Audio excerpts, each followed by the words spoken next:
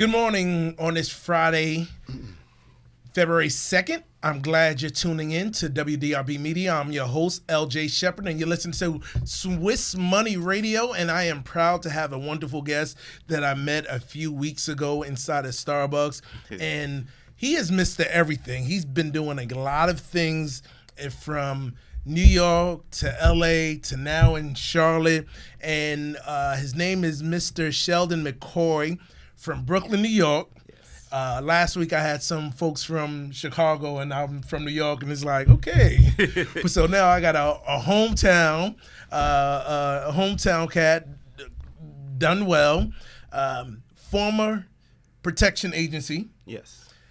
Platinum recording artist. Yes. And you know we're going to tap into that. Yes. Security for American Idol. Yes. Carrie Underwood.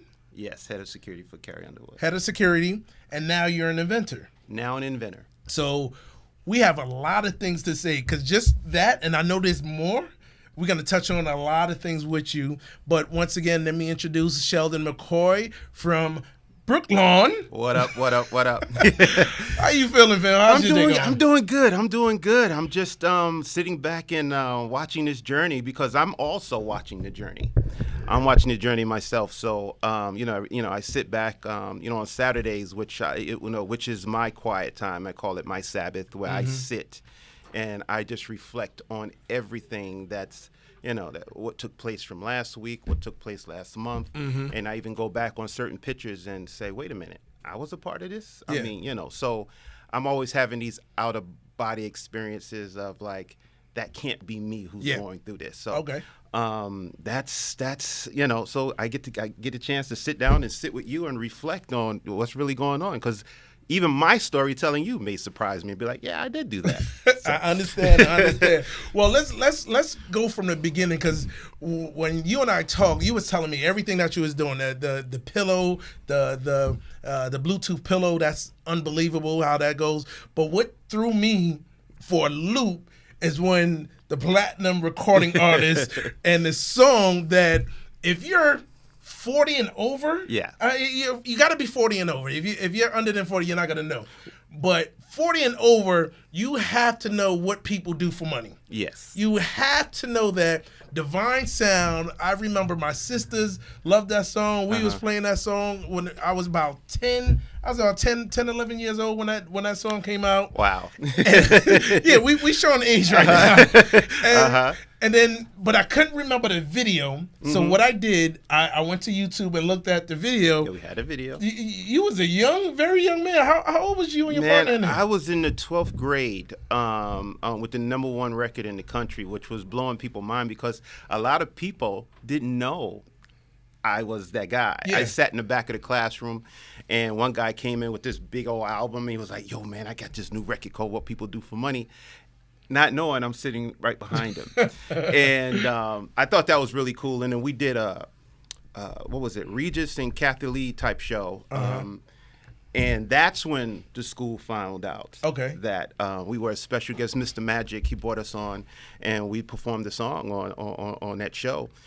And then when I got to school the next day, everyone's looking at me like a ghost, like, it's you. So, and they made an announcement. Yeah. Also, they made an announcement. We want to congratulate Shelton McCoy on this record, What People Do for Money. And then as she started congratulating me, a lot of my classmates just turned around and looked at me like, that's you. And then now I'm hanging out with the cheerleaders at the lunchroom. And, Shelton, come hang out with us. I'm like, peace out, fellas. Anyway. So who was your partner in there? Well, that was Disco Richie. Now, this is how this worked out. I was part of a group called the Bug Out 3. We performed for the Tin Pan. This is when the Fat Boys was discovered. Okay. We went to audition for them, and this is where all the rappers. We're in 309 Park, and Tin Pan is out there, doing this big event, and that's when the Fat Boys were pretty much, they were discovered there. Okay. And we came in third or something like that, and so we were the Bug Out 3, Stanley, my man Stanley, Brian Love, and that was us. Okay. We were doing our thing, but there was a group called Divine Sound. They were there as well. Okay. And they saw me. They said, man, that dude Shelton, you dope. Yeah. And he said, hey, man, we want to do a record. I'm like, well, I got my boys, to bug out 3. He said, nah, we only want to do, we want to work with you. Yeah. And I was like, my boy used to say, yo, Shel, go ahead. I'm like, y'all sure, man? He said, look, just do the demo with him. Yeah. So we did a demo. And I was young. I'm just signing stuff. So yes, I got robbed. And most in the industry at that age, in the 80s. Yeah. So I'm young and I'm signing. And I said, okay, let's do it. So I just thought it was a demo. Okay. Man, a year later it came out and they said, hey, we got a record deal, and that was with Relativity or Reality Records. Yeah. And we did that, and I heard the record on the radio and lost my mind. Like, whoa. And that was the Awesome 2. The first guys who ever played What People Do for Money was the Awesome 2. And so... And it's funny with that song because my uncle back in the days was in the military. Okay. And he used to send me the Maxell 90 cassette tapes.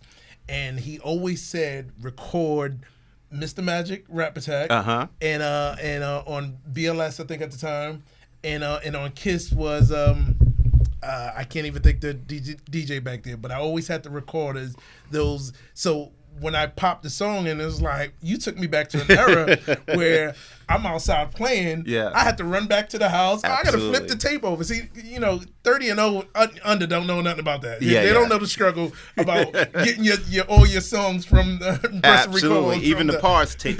Yes. Yes. Yeah. Make sure you take out much of the commercials. So that's how radio was back in the days. Well, let's fast forward, because after you did that, you went into. You was a smart man. You went and did you go right to LA after that, or no? Where did that LA from Brooklyn? No, after Brooklyn, after I got into the music industry. Now this is a story that it's never really been told. So you're going to probably get an exclusive right perfect. now. When Biggie Smalls, he came in and we did a song together. Oh wow! It's called Max and Don. So he came in. He said, "Yo, Shel, why don't you come back?" I said, man, I'm too old for that stuff. He was like, man, just, he said, yo, I'll write for you. So to me, I paid him. Okay. And he did this song called Max and Don's. And because I told him the type of flow I wanted. And so it's almost like we co-wrote it together. So he came in and laid the ghost vocals down. Okay. So he and I did the song together. Matter of fact, I'm going to give you a clip so you can hear it. Yo, please. And so the deal is, they put that record in the movie.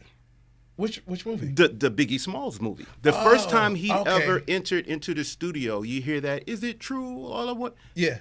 That's my record. Oh.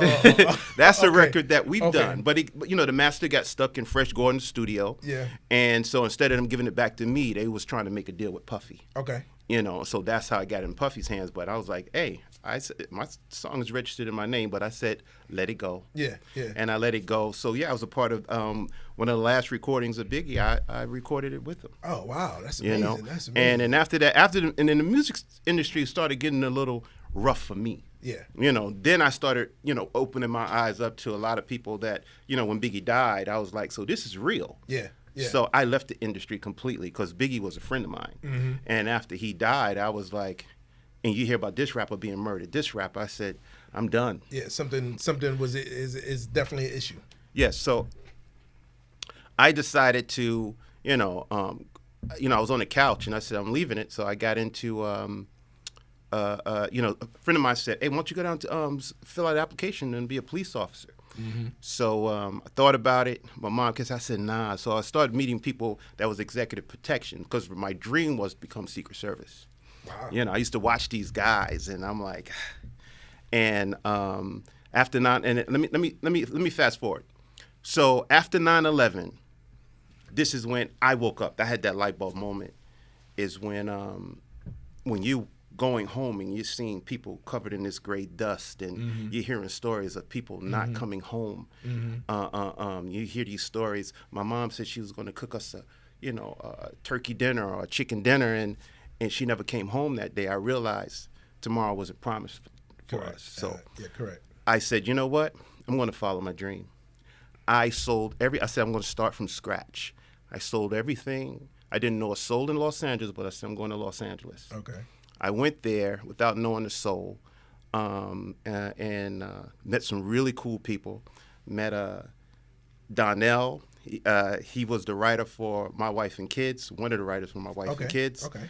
Damani, one of the baddest rappers on the planet. This dude is just awesome. And Danny, he was working for Bertram Van Munster, who was the executive producer of Amazing Race. Okay. The first group of guys that I met. Yeah. You know, Donnell, Danny, Damani, and my first girlfriend out there was Darlene. I got all these D's around me. Yeah, pretty much. Pretty much. So it just told me. So that was my first connection and crew when I got out there. And then I connected with some people, and I didn't even know it was American Idol. He said, hey, man, why don't you join the team? So I said, okay, cool. I went to this interview, and the next thing you know, I'm working on American Idol. Well, this is what we're gonna do. we're gonna I'm gonna play your song. Okay. We gotta play your song. Let people reminisce for a little bit. Okay. And then when we come back, we'll touch on LA life, a lot of things that went on out there. I want to touch on, because it sounds like you have that entrepreneur bug inside of you. Yes. I want to touch on that because a lot of people, I want to be the next big rapper out there. Mm-hmm. But sometimes that path is not for everybody. Right. And you have to change course. Absolutely. And it sounds like you changed course for the better. Yes. So I want to make sure we touch on that as well, and some of your golden nuggets as an entrepreneur, and a couple of things that what you got going on, because I know it's big. So we're going to play your song, let people reminisce for a minute, come right back. This is a Swiss Money Show. I'm your host, LJ Shepard, right here on WDRB Media. You can check us out on iHeartRadio and the TuneIn app each and every Friday at 9 a.m. Be right back.